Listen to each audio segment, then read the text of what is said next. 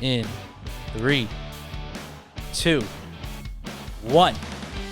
We are live.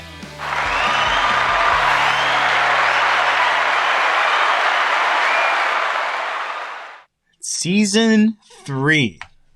Happy season 3, everybody. It's not going to look different early on, but the feel, once everything starts getting going, is going to be completely different.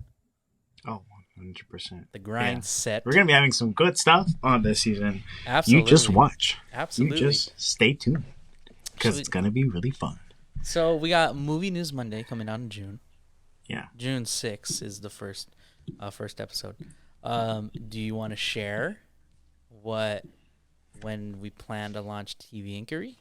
Yeah, TV Inquiry will be coming in June, mid-June or early June. And it will kickstart off with 2 shows that I'm currently finishing up. And it will continue to be a breakdown of me giving show recommendations, but also what I loved about them, and also shows that I've seen before. I might even delve a little deeper into a specific episode that for me was special or meant a lot in terms of character work, story, and an overall season arc. And I'm really excited to talk about it and to show you guys what I have in store, because it's going to give you a new, more personal feel of my liking, but also to get you guys to interact with me a little more about the shows that are coming out, because we can only cover so much on Our Real Addiction, and we are a movie podcast. However, we will range and give you guys content that I know you'll probably have or curious to talk about with us and with Adam. So I'm us as in like I have two personalities. Yeah, I'm talking to myself in the third person. Totally fine. Totally okay. I'm on my meds. I'm but yeah, I'm really excited to talk about it. It's gonna be really fun. You're gonna grow with me through this journey, and we're both really excited for you guys to see it. We've been planning about it. We've been planning on when to release it, but I feel like beginning of June, July would be good, especially with everything coming out in the next couple weeks. Yeah, it will be back-to-back movie releases, as you may know. But in a sense, it would also just give you guys more content for you guys to check out if you can't make it to the episodes on Wednesdays. Absolutely. I think that's a really good way to put it, is to interact with us more on television. Like you say, there is so much that goes on that we aren't able to cover, and you watch so much television shows. And honestly, I'm going to be honest, there's going to be some shows that I won't ever probably finish, or probably finish in time. But it's probably a show where I'll like dig into the first episode and recommend it, or give you guys my personal opinion about why I chose to watch this show. You'll probably start seeing a thematic theme, or you'll probably see themes as to what kind of piques my interest, and you'll probably be like, oh, this is so up his alley. Or sometimes I'll take a huge spin on a show that might even be reality television. Who knows? Because there's so much out there. We do talk about an abundance of streaming services and streaming that goes on in Hollywood right now, especially with the confirmed writers strike coming up, how that also may affect other shows too. Yeah. So I feel like in terms, it will all come together, and you guys will be the first to hear about it here. So absolutely. Check out TV Inquiry beginning June, mid-June, sorry. I think mid-June, but yeah, super excited. Yeah, definitely. All these exciting is the fact, again, the mindset for season 3, more content more frequently. Like we did, before we get into any topics, we did release our episode schedule this week. We did 2 episodes. So we have this episode, premiere of season 3, which is today, episode 113. And then episode 114 is going to be a spoiler discussion of Guardians of the Galaxy Volume 3. The reason we're releasing it technically the day it comes out is so that it's ready to go when you guys see it, and that you guys aren't waiting till Wednesday to essentially wait for our review. Also, too, it would be direct thoughts, like fresh out of the movie theater, first impressions, first reactions, completely without any type of bias, or also to second rewatch, because we do tend to watch movies twice, and our thoughts do tend to change. So whether or not, you'll see, and then that way too, you guys get in a sense, like hype, so that we guys can see the movie, go form your own opinions, and then discuss it with us later. So Yeah, absolutely, absolutely. So again, 2 episode week. Today, Wednesday, May 3rd, and then May 5th. Guardians of the Galaxy spoiler talk. Miguel, we're going to be seeing it together, so we'll be actually in studio together. So that's going to be very exciting. But then also too, like we also have other things planned, other spoiler talks that are planned necessarily for Fridays as well. And that's what it's kind of going to be looking like, where movie reviews are going to be put out on Fridays, essentially the day they technically come out. I know a lot of people see them Thursday. We're going to just have them up on Friday. Again, we're putting spoilers in the video so that you are not thrown off by anything, mainly because if you haven't seen it, don't watch it yet. If you see it opening night like we do, then this is for you, essentially. exactly. But we got two shorter topic, or not shorter topics. We got a little bit of like some news that's going on right now, and then we Yeah. have a bigger topic, which is basically the Power Rangers Once and Always special Yes. that premiered on Netflix. Yeah, so we're talking. We got box office. We got a little bit of gaming news, and then we also got Guardians first reactions, our first reviews, because the premiere just happened. I don't know. I doubt people saw it at CinemaCon. Doesn't I don't think anybody mentioned. I don't think it was debuted at CinemaCon, given that it is also a Disney property. That's also And true. yeah, I think it's also. I think it was just reviewed for like early critics, Yeah. because there is a variety of reviews, and we'll discuss that once we get to that topic. But yeah, I think it was over the weekend, I believe. Wait, are you saying we'll get into that? I know. Well, who are Changes. you? Who who Changes. are you? Dun, That is like dun, my that's dun, I feel like dun, that's my dun. slogan. I That's don't my know the lyrics, but catchphrase. you know which one because you saw it in Shrek. But again, welcome to season 3. As always, thank you guys. Also, too, given that we are now in season 3, we also hit 3,000 downloads. Yeah, So thank you so thank much for you. three. We love you 3,000. Yes. Adam worded it so Yes. much perfectly. It's such a great opportunity. I'm so glad he did that because that was like, oh, that is so us. We love you 3,000. For those who are barely listening to us, who are joining the season late, we are a movie podcast that doesn't just specifically talk about movies. We talk about TV shows. We talk about social entertainment, a variety of things. We'll discuss video games. We'll discuss books. Things like that. Anything that is correlated towards the movie What industry. we like. Yeah, basically like.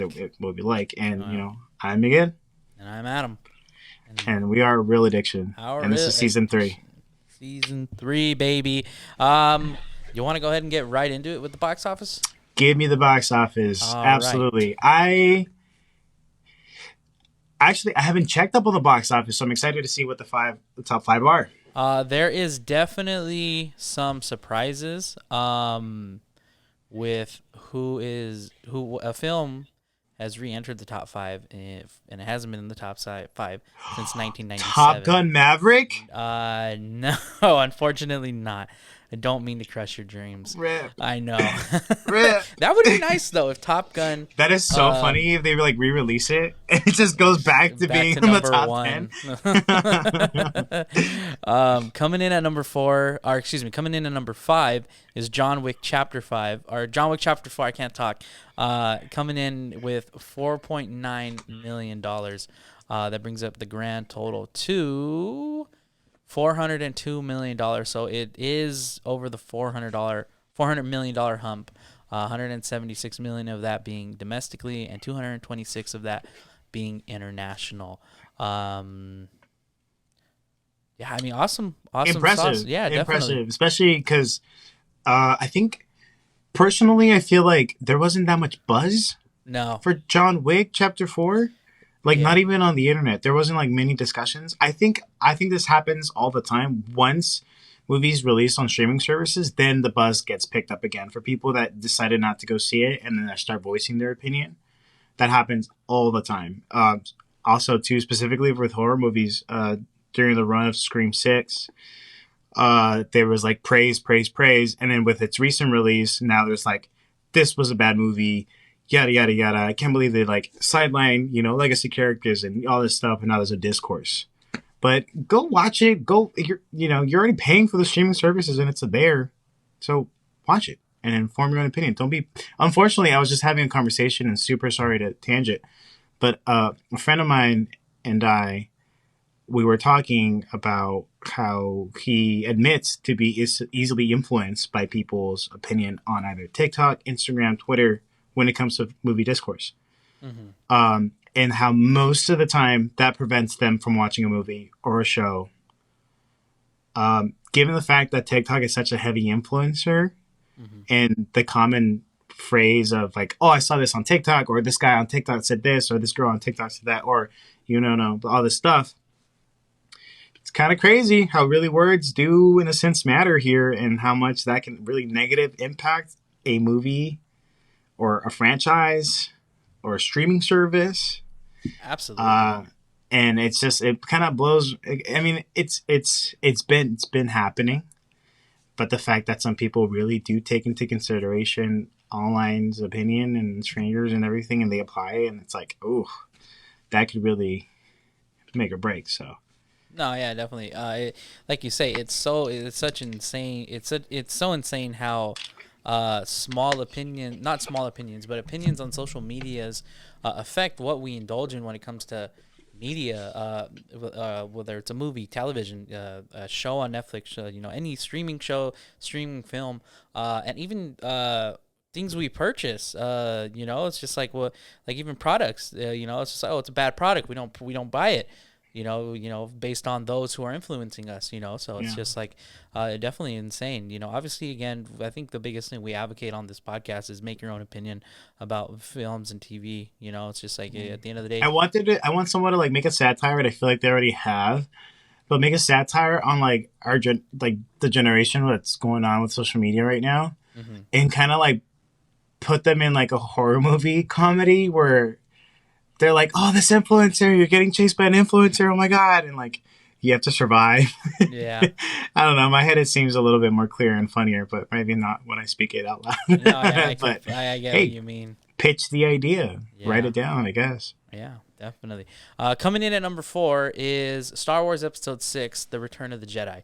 Wow. Yeah, so it is a it's labeled a 2023 re-release, so this doesn't go. You caught a showing, right? Yeah. So it made $5.1 million. That's all it's made. It only released domestically here in America because it was the 40th anniversary this past Friday. And so it doesn't actually go to the original number of Return of the Jedi, because I'm not gonna lie, there were some scenes that I feel were added to it. So whether it was just the older scenes that were added back. But if you're wondering how much the original made, it made $475 million, 314 of that being domestic and 122 of that being international. Damn. Yeah, it's made 480 collectively. Did you get a chance to see on Twitter how there was like a resurfacing of people being interviewed during like the premiere? And No, I like didn't. OG reactions to back in the day from people that are like No. huge fans, and they're like, oh, like Darth Vader, like that's my idol, I will idolize him, yada yada yada. And it's like Luke, like I love Luke, and it's so funny to see the I guess fandom in the making. That's pretty awesome. I'm not gonna lie. Yeah, that's cool. Like, I mean, then there was obviously discourse. People were like trying to make it a situation that wasn't even relevant to the conversation or the media. But that's the internet, you know. Yeah, the internet's always gonna drive a negative. But I just thought, I was like, that's so cool, you know, like being back there. Like I can call my friend who's a huge Star Wars fan, and he was there for the premieres. You know, he was there. That's awesome. And like that's insane, you know. Yeah. I like the whole form of anniversary re-releases, because in a sense it gives you the opportunity to, even though you weren't there in the present time, you're there now, and you kind of get a glimpse of what actually happened, and the feeling of being in that dark movie theater and seeing this movie roll out, and imagining that this is the first time you're seeing it on the big screen. Like it's chilling. It was an awesome experience. I don't know if I mentioned it on the podcast before, but this is my favorite episode. So this is my favorite Star Wars film, Return of Oh the wow, Jedi. really? Yeah, I think it has to do a lot with Luke's green lightsaber growing up. But overall, I just love this conclusion to the story. Again, this is my favorite. I don't think it's the best. The best is clearly Revenge of the Sith, in my opinion. Nothing's gonna ever top that. I know people will argue Rogue One. That's completely fine. You're not I'm a Rogue One fan. that I no, and that's yeah, sorry, I'm a Rogue One fan just because it completely died. Like it is a Star Wars story, but then again, too, with elements of the heart of like in between 4 and 5. I mean, yeah, 3 and 4. yeah, I mean, yeah. No, yeah, you know. which that's again. That is, I don't think that's a wrong answer. I don't think if your favorite's Revenge of the, it has to be one of those two. If you think it's any of the others, I'm gonna be honest, you're wrong. That's just my opinion. If you think Phantom Menace is good, just please don't. Or sorry, if that's your favorite, just please don't keep your mouth shut. Same thing with the Attack of the Clones, New Hope and Empire. We respect opinions on even if they're wrong, but Not but when it comes to specific Star Wars episodes, there are episodes that are just straight out suck. Those in the raging hot dumpster, on fire episodes are Phantom Menace, Attack of the Clones, The Last Jedi, and The Rise of Skywalker. There's no debate. Those all suck. If you think those are good films, please just I don't know. I don't even know what to say. That's just my opinion. But it's right. It's factual. it's right. It's factual. What's number 3 before we get canceled? Before we get canceled, I'm basically stating all the films that everybody hates, and they happen to be the ones that I hate. Agree. But coming in number coming in. I'm like in my dark room, and I'm like, damn, Adam, and I put on Phantom Menace. I'm like, best Star Wars movie ever. Oh my god, everything. Ever. And then there's gonna be me coming in. Like, do you remember those old memes where it's just like the kids watching Revenge of the Sith, and it's on the scene where Anakin goes into the council room, and the younglings are there. Yeah, and you're just with the lightsaber. Yeah. And I'm there like, oh my god. Damn. Yep. But coming in at number 3 is Are You There, God? It's Me, Margaret. That's a movie? Yes. I thought it was a television series. No, it's a movie. I don't even man, because those are books. That's a book series, I believe. Or is it? Let me double verify because I know that there was one more than Yeah. Oh, it might be just a book. Yeah, my sister and I. The novel is by Judy Blume. Oh, okay. But I think that just came out, but it made $6.7 million. It's still at $6.7 million. That's what it made in its opening weekend. Yeah, it made $6.7 million. It was rated PG-13. Yeah, it came out the 28th. It's a comedy drama for those of you who don't know, because I don't know much on this film, to be entirely honest. But it stars Abby Ryder Fortson, Rachel McAdams. Those are the only two. It's a pretty good cast, I think. Those are the only two I recognize. Oh, and Jacoby Swain, I recognize him. He's like he's pretty funny. It's the roast he does. But I mean, I haven't seen. Oh, and Kathy Bates. Kathy Bates is in it as well. But yeah, I don't know anything about this film. I had the reason why I know about this book is because my sister read it, and she would always make fun of the title, because she would always be kind of melodramatic and just be like, "Are you there, God? It's me, Margaret," and she would address herself as Margaret, and it was always so funny to me. And I always kind of borrowed that with her, but I don't know the entire book completely, and it is just one book. I verified. Okay. But it has it's rated pretty high. Yeah, has a pretty good review from what I'm seeing. People are liking it. Over 100 reviews. It's at a 99% with 125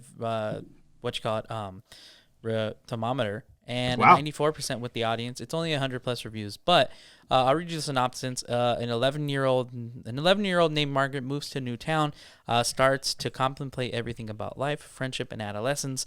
She relies on her mother, Barbara, who offers loving support, and her grandmother, Sylvia, who's coming to terms with finding happiness in the next phase of her life. Questions of identity play one's place in the world, and what brings meaning to life soon brings them closer together than ever before. Sounds like it would be pretty good. Yeah. I have to check that out. But that came in at number 3, making $6.7 million. Coming in at number 2 is Evil Dead Rise at $12.1 million. For those wondering, no, I have not seen it still. But that is currently, made $12.1 million. It made $44 million domestically, and it also made $44 million internationally, bringing its grand total to $88 million. And coming in at number 1, no surprise, leader of the pack by close to $30 million. The Super Mario Bros. At $40.8 million. It's actually a $1 billion film now. Snaps. Yes, so it is over the $1 billion mark. 490 million being international and 535 million being international. Excuse me, I said that for both. It's domestic. Yeah, domestic. Damn. Domestic is the 490 I recently million. saw that someone uploaded online. On Twitter? And on Twitter. Yeah. The entire movie, and 1 million people watched it. Really? Yeah. So that is... What is that? I'm going to... Hang on. What does that average out? Because like the average movie ticket is like $10 now. So that's what? $10 million that it's missing? I mean, it depends because premiere nights are like 20 now. Yeah. So think of that. So that could be an added bonus. But, yeah. I mean, obviously, sequel territory, it's going to happen. Sequel, trequel, in all honesty. Into the Super Smash Bros. Universe we go. Into the Smash, I hope. The Smashverse. Smashverse. Yeah. But that's the box office update. I mean, no surprise. I mean, but like when it reached $500 million, I think we were like pretty like confident. All right, sequel territory. They're going to make as much money as they can on it, and obviously... Evil Dead, again, remind me, I saw it was like 86 million. 88. 88? Yeah. I mean, honestly, with recent movies, at least recent movies, it would be dumb for a studio to put a horror movie directly into streaming services, depending on the franchise. 100%. Because that's money. Yeah. And people are seeing this, and the fact that, you know, it's...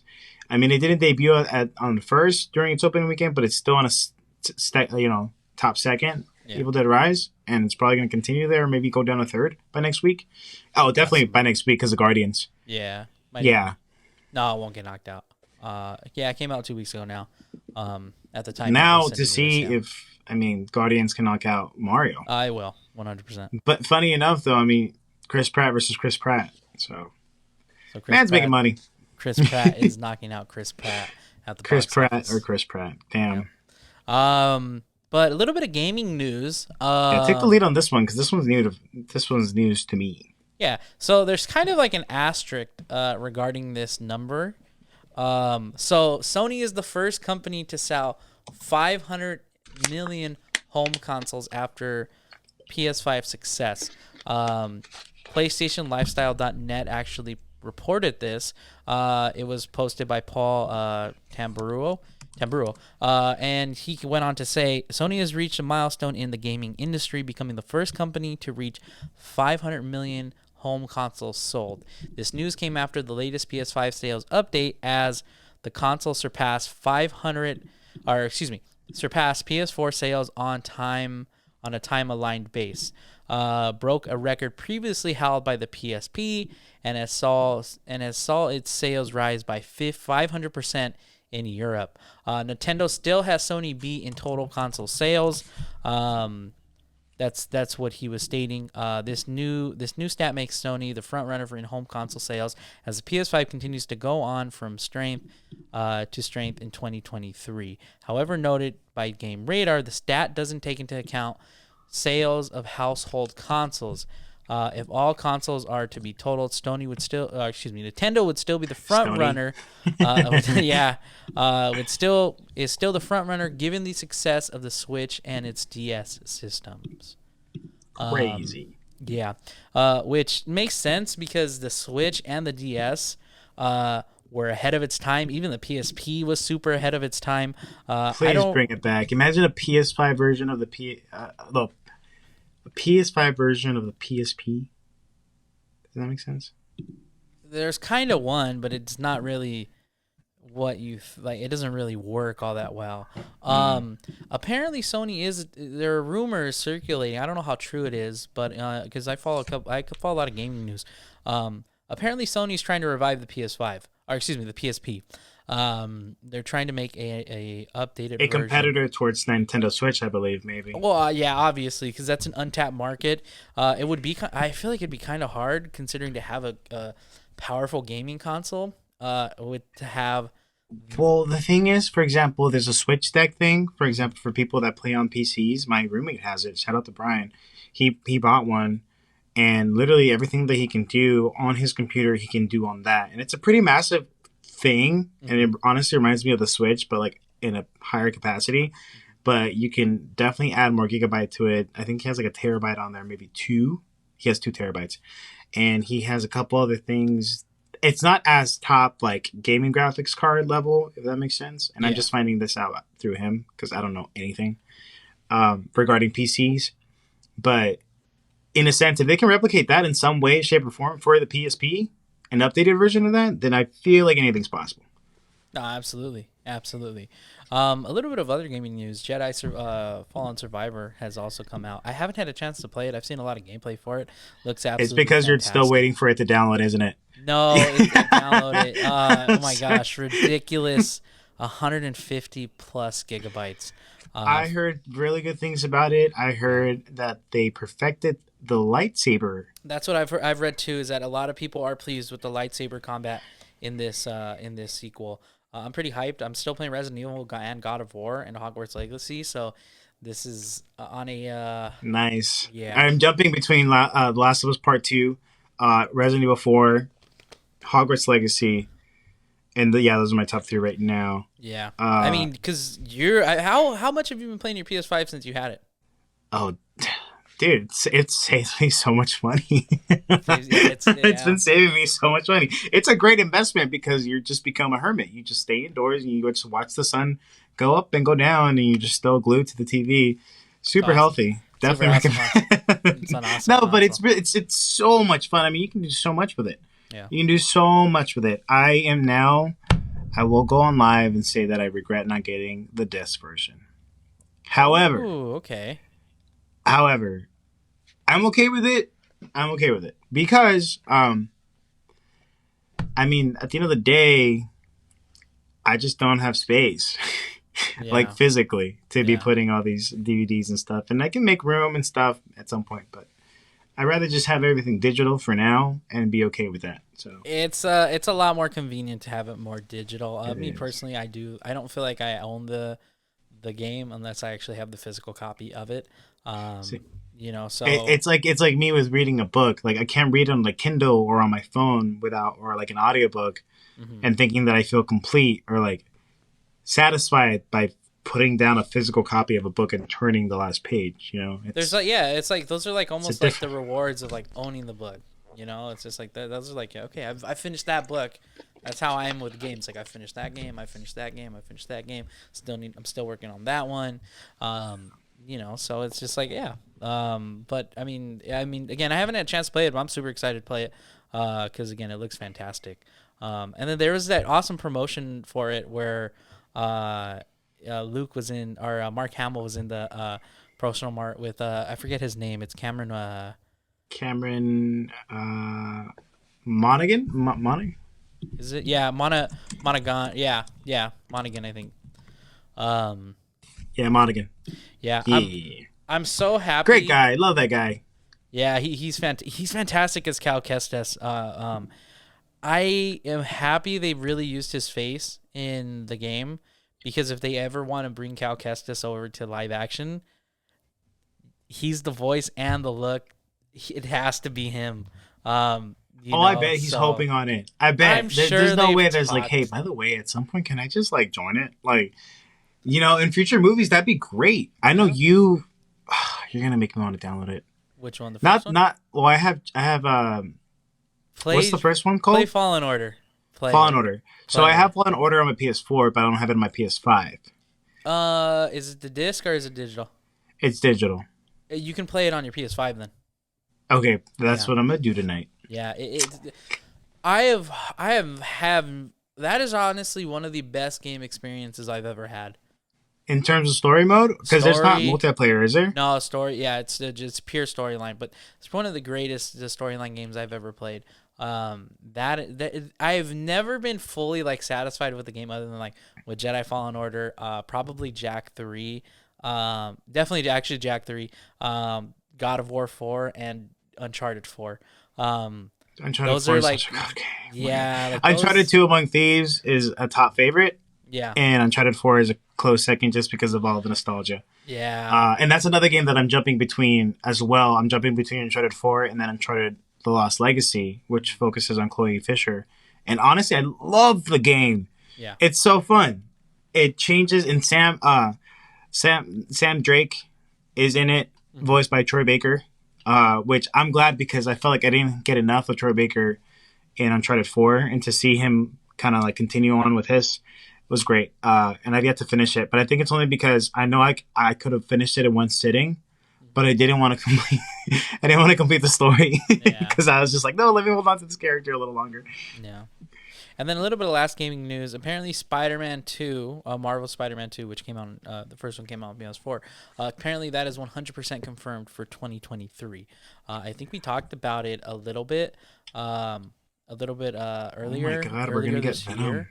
But according to multiple somebody within the company who a dev that's worked on it, he's confirmed it's confirmed for 2023, later Awesome. this year. I expect it to be kind of close to the release of Across the Spider Verse. Well, that's in June. They're saying Spider-Man 2 is going to be in September, which Oh, makes okay. sense because it's going to come out because that's a PlayStation exclusive.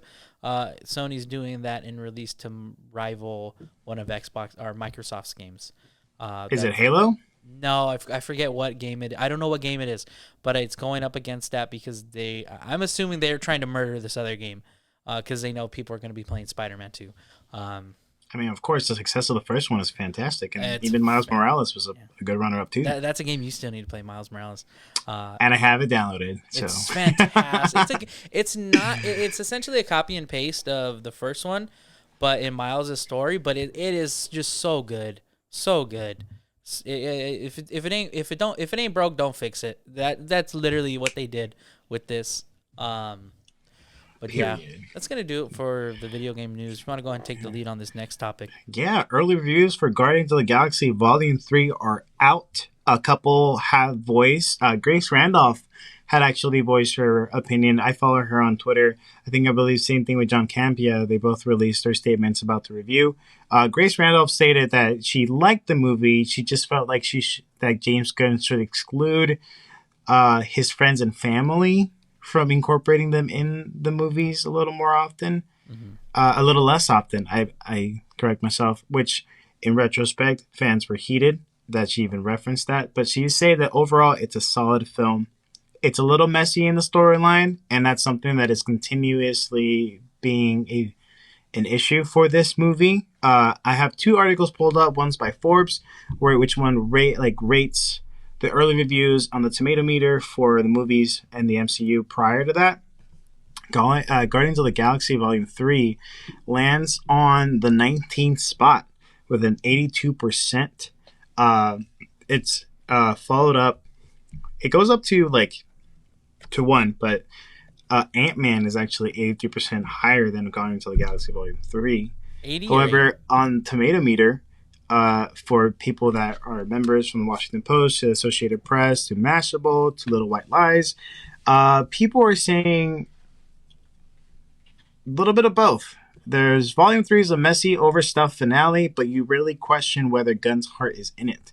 That is by J. Cole from the Associated Press. We have another person who says, Chrissy Pucko from Mashable, she says, I regret to inform you that the Guardians of the Galaxy, as you know them, are dead.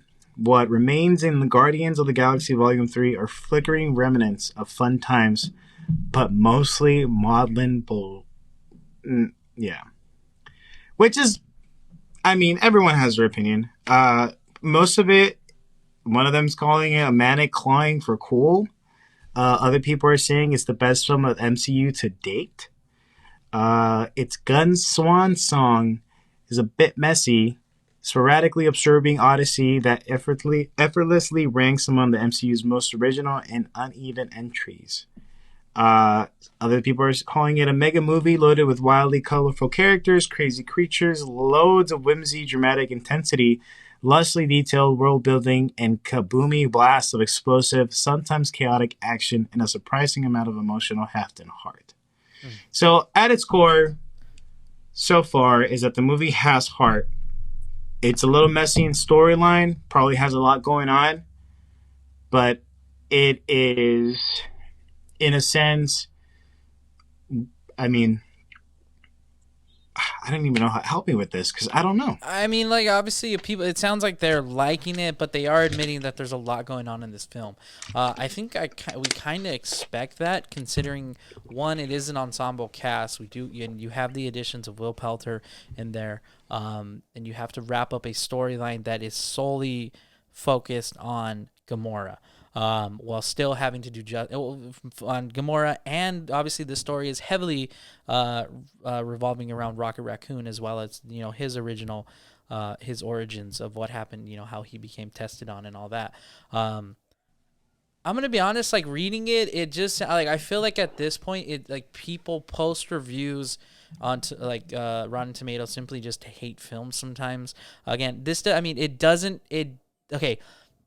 And the reason I say take it with a grain of salt because it's like only 18% of these people hate this film, if that makes sense.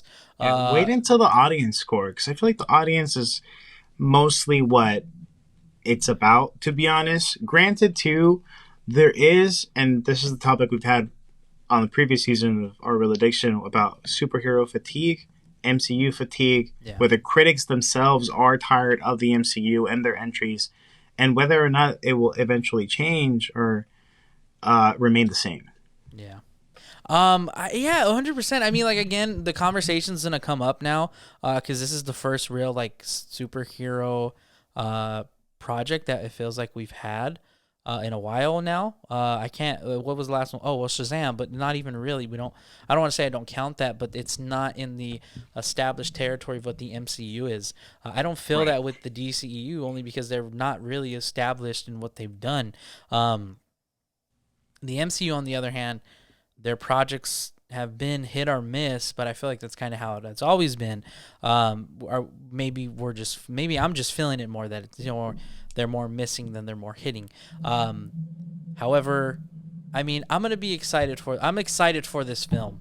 I'm excited to see where this film ends. I mean, Guardians of the Galaxy is gonna be a great movie regardless because I feel they are honestly the heart of the MCU in a sense because they were introduced to them back, during the first volume, and they're completely whole set of roster characters. We didn't even know who these people were, and they like grabbed our hearts.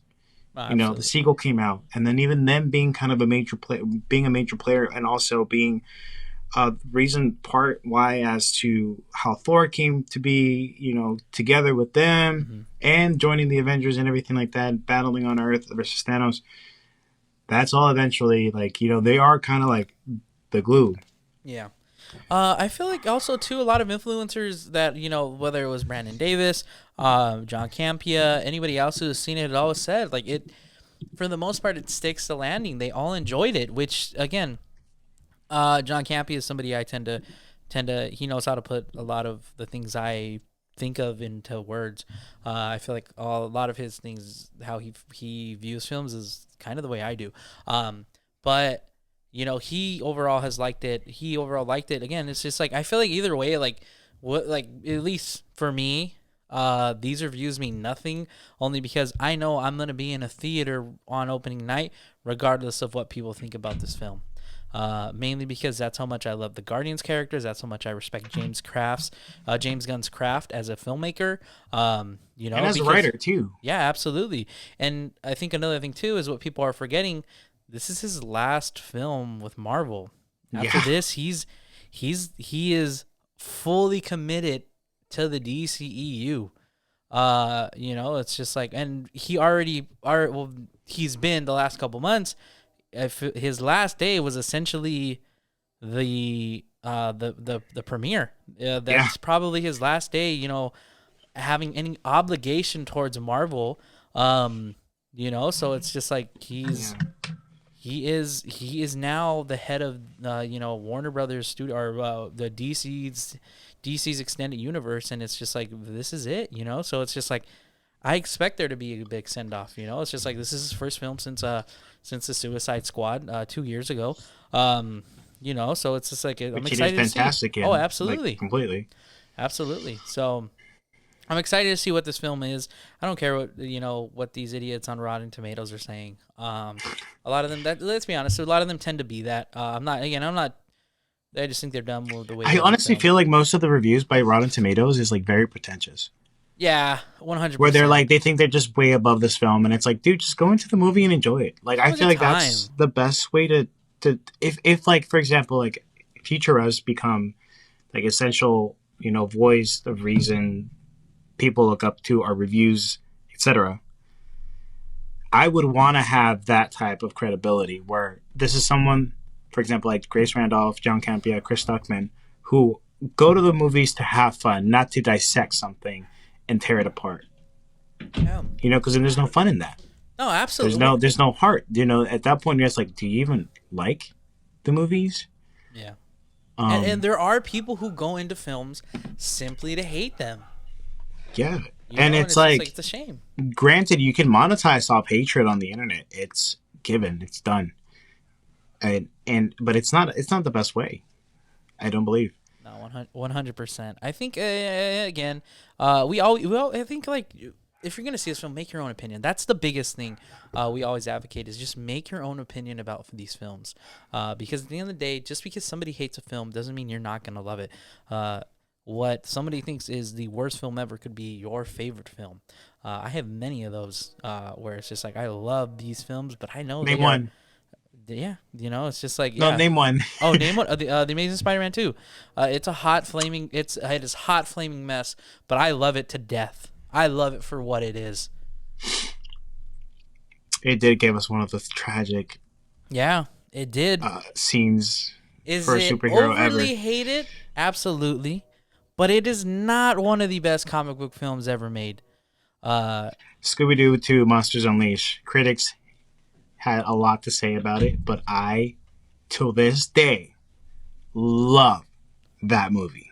That film is damn near perfect. Also by James Gunn. Yeah. Do with that what you will. Do with that. Yeah, exactly. Yeah. Will. Throw tomatoes at us, bro. Please. Yeah. I beg you.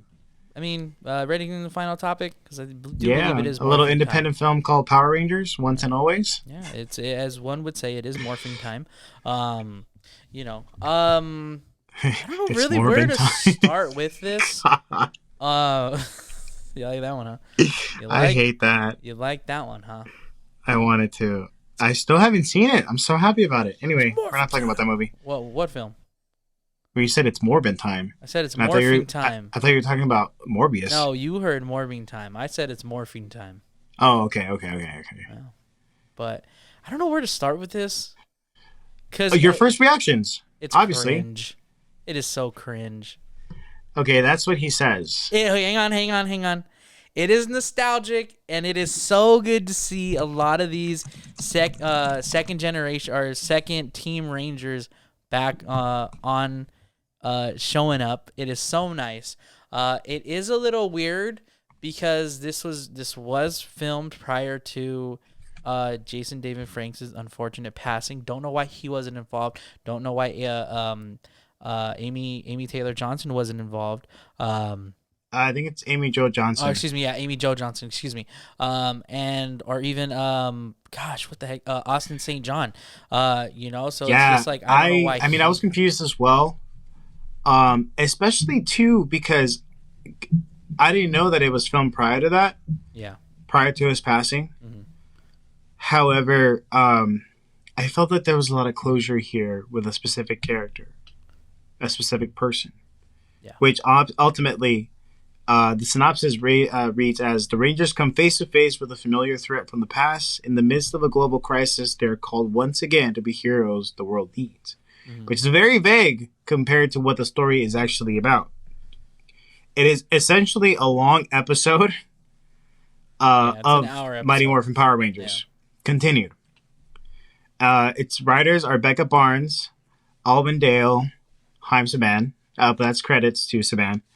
And the stars of the show, or basically the stars of this movie, are Walter Jones, who plays the original Black Ranger, Zack Taylor, Steve Cardenas, which is Rocky DeSantos, Catherine Sutherland as Catherine Cat Hillard, Charlie Kirsch, who's Min Kwan, Karen Ashley, Aisha Campbell, Johnny Young Bosch as Adam Park, David Yost as Billy Cranston, to name at least the stars of this whole thing. And honestly, I get that it's cringe, but I was kind of thrown off with the fact that essentially in this film, the focus completely is on the Kwan family, Yeah.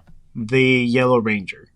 And it opens up pretty dramatically with the death of the Yellow Ranger, where I believe it's the first time it's addressed that the Yellow Ranger Trini has passed. Yeah. Trini has passed, yeah. And it essentially focuses on David Yost's character, Billy Cranston, feeling at fault for being, in a sense, partly the reason why, not the actual reason, because that goes into the film, but feeling a sense of remorse and also guilt for the death of Trini. And it picks up with her daughter, who's played by Charlie Kirsch, who's Min Kwan, who I think was super cute in this. She I feel at its heart it encapsulated what Mighty Morphin the 90s original show was about. I remember it being that cringe though.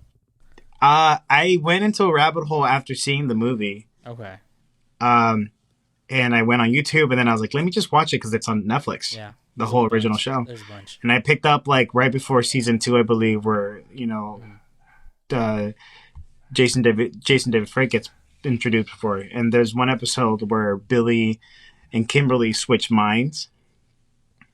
And the way it starts to the way it ends, which, by the way, all these episodes are like 21 minutes tops. They don't go over at all unless they're like parters. It's exactly how the movie felt, too. And they go, what I do appreciate is that they go a good way about not showing or giving apps or showing how these major key players who we know as the Rangers were absent for this film. In a sense, Robo Burrito comes back and captures these Rangers, captures the Green Ranger, which is Jason David Frank, captures the Red Ranger, which is what was his name? It's Jason. Austin St. John.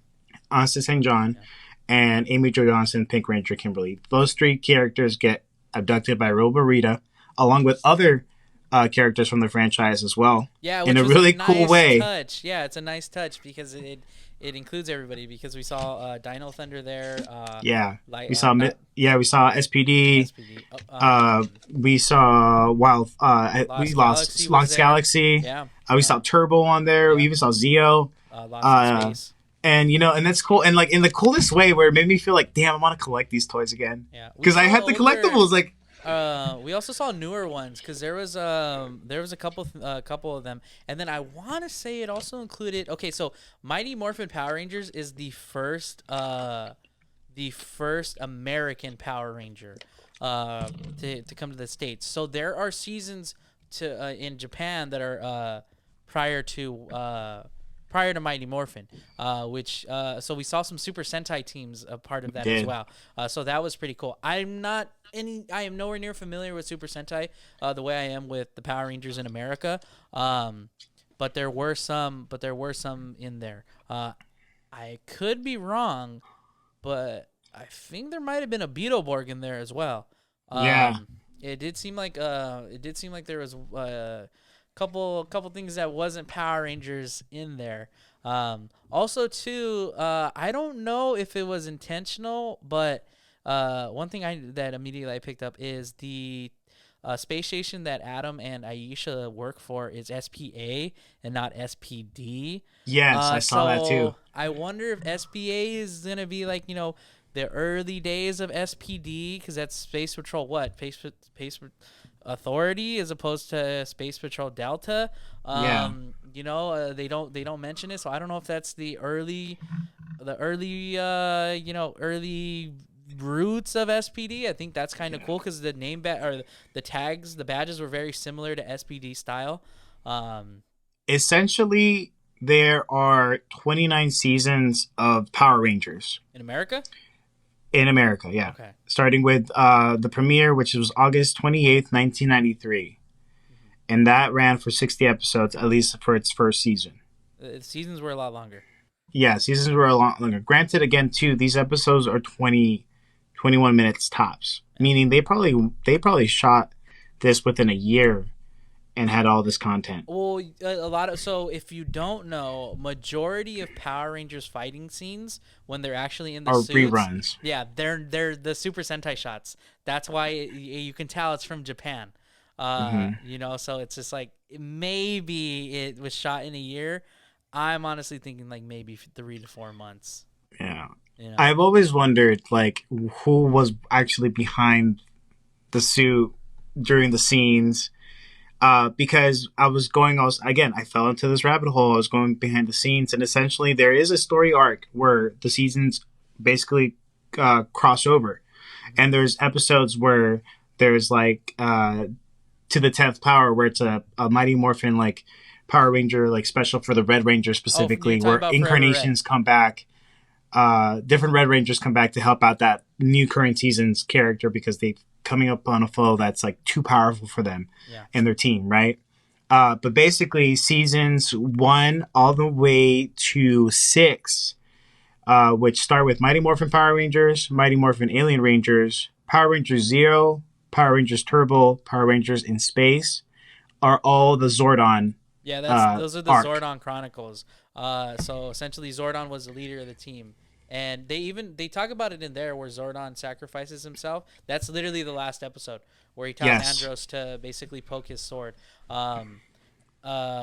Which was crazy. There's a Watch Mojo episode that I saw too that was like top 10 of the darkest moments in Power Rangers history. That number one, and that's like one of them. And I think number one was was the fact that Zordon had to basically sacrifice himself. And it's in a sense for younger audiences at a time, for a show that you've been watching for so long, to watch its key character die. I've never thought of it that way. I've never because you're thinking like, as an adult, you're reviewing this and you're seeing it. And it's funny, I'll send you the video so you can watch it, and like it really does put in perspective for you. Imagine yourself like 8, 9, 10, 11. I forget. I mean, I think I was watching Power Rangers when I was 7. Yeah. Then, and seeing this arc and seeing all these characters and seeing all these people that you like, even like with everything, and then seeing that leader who basically raised these children, these teenagers with attitude, and then you kill them. And then the show goes on, and basically, essentially, to Power Rangers Lost Galaxy, which ran from February 6th, 1989 to December 18th, 1999, for a total of 45 episodes. That was essentially the first time where it was, in a sense, Americanized even more, where they had no Zordon, but they had a show where they had to put, ultimately, like the fate of the Power Ranger saga to this group of individuals, because it could have made or break. But this time, now you have actual footage like that was filmed, and you get more character and light. And Lost Galaxy, according to the Watch Mojo video I saw, was the highest ranking Power Rangers season, given the fact that it was a completely whole new transformation of the team, and it was also picking up from the fact that it was good because it was Power Rangers Space was like successful as well. Yeah. But in a reincarnated way. And also too, that's one of the seasons where one of the Rangers dies. Yeah, it's the first time Ranger dies. Yeah, on screen. Yeah. And unfortunately, in real life, the character of Kendricks, who is played by I just want to get her name because she was amazing. Uh, ooh, Valerie Vernon. She unfortunately has leukemia in real life, and Yeah, she has that's to be why. written off the show Yeah, completely. And fun fact, they didn't tell the cast that she was going to get written off the show. Uh, and then they shot the film, and like they shot the show, and then it was emotional. And there was Amy Miller who came in as the replacement for her. And then towards the end, she recovered, and they brought her character back. But overall, it was a pretty good arc because it was like it had some dark moments in there where it kind of was inspired from like Aliens, where the leader Leo and his brother go like on a rescue mission. They don't even morph throughout the whole episode. They just like are like in SWAT team get up, and then one by one they get picked off on this space alien station, and it's like really scary for kids at the time. Which I remember that episode. It was crazy that I was watching it like being picked out of my brain. But it was very nice and nostalgic for me. I think it was really cool to see all of that again. And I like that the focus was on Trini, yeah, but I was also kind of thrown off. Not gonna lie, because I was expecting more of like Jason David Frank in there. yeah.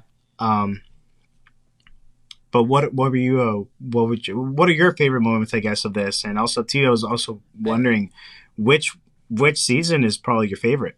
So hands down, Time Force is definitely my favorite season. Um, Time Force actually, and this is a fun fact, is the only season that was ever considered for a second season. Because of one, how well it was received and how cool the group was actually on like off screen. So they were described obviously as one big giant family, and I love every single one of like of those what you call it those Rangers. Jason Font, I, I also Aaron heard Cahill. that this was one of the seasons that was a little bit more mature Yes, yes. So it was a in little terms of darker than writing most. and the character arc for each and every character in show. Yes, there was also a scene that had to be taken, or an episode that had to be taken out because of 9/11, and it had to do something similar with blowing up essentially of these buildings in that same episode. Wow. Yeah, so and it's funny because we hear that a lot where things had to be edited out around that time because of the obviously 9/11, and that was one of the seasons that was one again growing up as they expected the kids who were growing up into adults, they made these a lot darker. Like you said, again, their light speed rescues in that for their crossover. Another thing too is we talk about like them with Zordon. They're trying to bring Zordon back, and that's how Robo Rita comes. Is that she was created through the same energon that essentially Zordon is, and they talk about that. I'm gonna be honest. It felt like there was a couple continuity errors in this special, because they gave him synthetic power coins, which I want to say they gave Steven Cardenas, Rocky, a synthetic dragon power coin. Um, and I was like, okay, cool. The Red Ranger has worn the gold vest, or not the gold vest, but the gold armor that the Green Ranger wears to control the Dragon Zord. So I was like, sweet, we're gonna see the Dragon Zord. That storyline was completely abandoned. They didn't even use it, which I was just like, that's kind of disappointing. Um, but yeah, and then Kat getting her being married to Tommy. I don't know if that was actual real continuity because there is an episode with I think recently in one of the more in newer installments of Power Rangers where he's married to somebody else that isn't Kat. Uh, so yeah, Yeah, and it's I acknowledging the well, past they have a seasons. child, right? They're Yeah, like, oh, I need JJ. to like explain it to his kid. Yeah. So there's kind of a little bit of continuity errors. They're also on Alpha 9 now. I only remember up to Alpha 5, which is I think Turbo. Because even Alpha's been destroyed many Yeah, times, or then and hacked. yeah, Poor and guy. upgraded. Um, But but yeah, I mean, it's super cool because especially like somebody who has loved the Power Ranger series, like both of us, but like even to see Yeah. like the actors how much they love it, such as Kat, Stephen Cardenas, they have all come back, and David Yosh. It's also good to see him return because he left that franchise with such a sour taste in his mouth, which how he was treated, and to see gosh, I forget his real life name, but Zach, Uh, to see, oh, sorry, I got you right here. Walter Jones. yeah, well, there you go, Walter Jones. Yeah, I should have known that because he's also in a House Party, the remake. He's one of the people attending the party. But point is, it's so good to see all of them come back. Especially because like they were on set together all these years ago. It's just like Kat, who was the pink what you call it, the pink Mighty Morphin Ranger, the pink Zeo Ranger, and the pink Turbo Ranger. You know, that it's so cool to see her back. And it's just like them, like just to see how much they love this and to come back for it. I just wish it would have been more.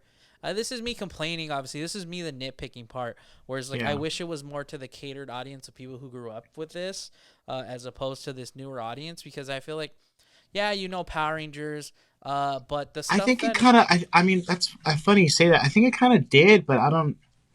I think with I the don't know exactly comedy, how it's the not. new audience is, and I haven't No. seen the recent installments either. Yeah. No, yeah. I think though it's the comedy's not up to par. Like one thing we've always said is how much we loved the 2017 film. Oh my god, yes, And it's just like and how disrespected that so was. underrated. Exactly, and it's just like and how much that was for the like yes, it was an adult take on, Power Rangers. This was it felt like again they were catering to the younger audience and there's no problem with that. However, I I'm gonna be honest. I don't know how much of them actually know Exactly. They're not gonna be like, them. so who are all these old people? Like, if they didn't include the archive footage, they would have been like, oh, Yeah, like they would have been like, oh, so these are the original guys. If anything, the fact that Mighty Morphin Power Rangers, all of the whole season, is on Netflix, yeah, and they had I think one more season on there, but from the newer installments. And prior to that, they did have the other versions of there, the other seasons too. Because I remember watching Lost Galaxy a couple times just like for fun. hmm And then now they're not there anymore. Because I wanted to watch Lost Galaxy. okay, Not gonna lie, after seeing um, this like basically anniversary special. yeah, But not to tangent or anything, but I on trivia for the IMDb, multiple original cast members were unable to return due to a number of circumstances that have occurred since the end of Mighty Morphin Power Rangers. Thuy Trang, who portrayed Trini Kwan, had passed away in September 2001. As yeah, such, this special is specifically dedicated in her honor with a story revolving around Trini's daughter, Min Kwan. Austin St. John, who portrays Jason Scott, had been arrested for legal issues in May 2022 and put on probation, which prohibits him from traveling other than for convention appearances. I remember that. Jason David Frank, who portrayed Tommy Oliver, declined to return for the special as he was dealing with a series of personal issues at the time. The actor sadly had passed away in November 2022. Furthermore, Frank had previously expressed his intent to distance himself from the Power Rangers to focus on his lead film Legend of the White Dragon, which was posthumously released on what would have been his 50th birthday. Like Trang, Once and Always is always dedicated to Frank as well. Amy Jo Johnson, who portrays Kimberly Ann Hart, was asked to return and reprise her role in the special, but she ultimately declined due to unspecified reasons. Despite so, Johnson did, however, announce her collaboration with Boom Studios to write an original comic book series for the franchise anniversary. Huh. Yeah. I mean, I can understand Jason David Franks' situation. That he wanted to focus on Lord of the White Dragon, and distance himself from. I don't understand the distance himself from the Power That was supposed Rangers. to be like a more adult Power Rangers, right? Like, So there's a comic strip that is called Shattered Grid, and it's essentially the huge inspiration of this what's going on with Legend of the White Dragon. And I think it was setting. I want to say they wanted to set it up for essentially a Shattered Grid actual film because Shattered Grid is essentially Lord Dracon, where he goes and he's going and killing all these other Power Rangers throughout time. And it's again an adult comic. It's in a more adult version of Power Rangers. This is completely so. Legends of the White Dragon was completely something different. It has no Tommy Oliver. It has no all the Rangers that are gonna be in it. They're not their actual characters that they played, but obviously people are gonna view it as that. That's what's dragging it in. Because even Jason Font, who's the Red Time Force Ranger West, he's in it, and in Lord of the White Dragon, or Legend of the White Dragon, and same thing with Johnny Young Bosch. He's in it as well. But Interesting. I'm no, sorry. Do yeah. you hear that? No, you're good. Sorry, I was looking at the cast, but overall, I mean, like, as much as I say this is cringe, it was nice to get it because the biggest thing I think is like David Yosh being willing to return. Yeah. I think that's awesome because again, he was mistreated, for obviously for a Yeah. number of reasons we're not gonna get into. Even like when for example, because I watch, it's funny that I picked that specific show, but it's that episode where they switch brains, where Kimberly and Billy switch brains, and Mhm. Billy's more feminine because he's basically having Kimberly's body, and Yeah. Kimberly's more like nerdy and cute, you know. I wondered if they didn't write that up. I wondered, with everything of all the allegations that he proclaimed, that he expressed and said he went through on the show, I wondered, and I hope that they didn't make that episode in a sense to kind of mock him. I'm not 100% sure. But Yeah, again, I I mean, think in a sense, the fact that he came back yeah, I think that's the biggest W is that he and was willing to come back. is He the was willing lead to do it. Yeah, essentially. and it's just like, and we really get to see Billy shine. He's never really the center focus in any of the TV shows. The way they write him off is that he grows old. So it's just like at the end of the day, I'm glad to see them all back together. It's a shame we didn't Yeah. get JC He also Miller. has basically an empire because all the tech inside the new Zordon layer Yeah, was Cranston technology. I don't yeah, know if you saw the yeah. little with the B, which is cool. You know, a little Tony Stark in the making. Yeah, no, definitely, definitely. But overall, I mean, I enjoyed it as much as cringe as I thought it was. It was nice to see them all back together, and morphing essentially. Yeah, I loved it. Um, I loved it. I loved it. It picked it picked my heart really well. I definitely enjoyed the whole thing. I was like cheering. I was watching with my cat. I mean, Disruptor. Shout out to Disruptor. Shout out Or just Disruptor. shout out to Disruptor. We're just like looking at it. Um, He was so entertained. yeah, definitely, definitely. But that will conclude it. I loved it. I think that's my final thoughts on that topic. But I really enjoyed it. If you haven't seen it, go check it out. If you're a fan of the Power Rangers movie, go check it out. It will definitely pull some nostalgic strings on there. And also, too, if you do want a more mature version of that, go check out the 2017 Power Rangers movie. Definitely, definitely. That is Shame it. also iconic. I still have it, and the only reason why I rewatched it is because I was going through my Apple library and I had it on there. Yeah. I forgot I had bought the.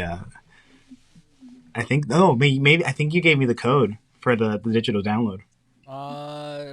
No, because I have it on digital as well. Oh, Because I have the steel book for it. hmm. But now, yeah. But point is, yeah. Again, at the end of the day, I enjoyed it as cringy as I thought it was. It's just like it was nice. It was nice to see them all back. It was nice of them to address why Trini wouldn't be there.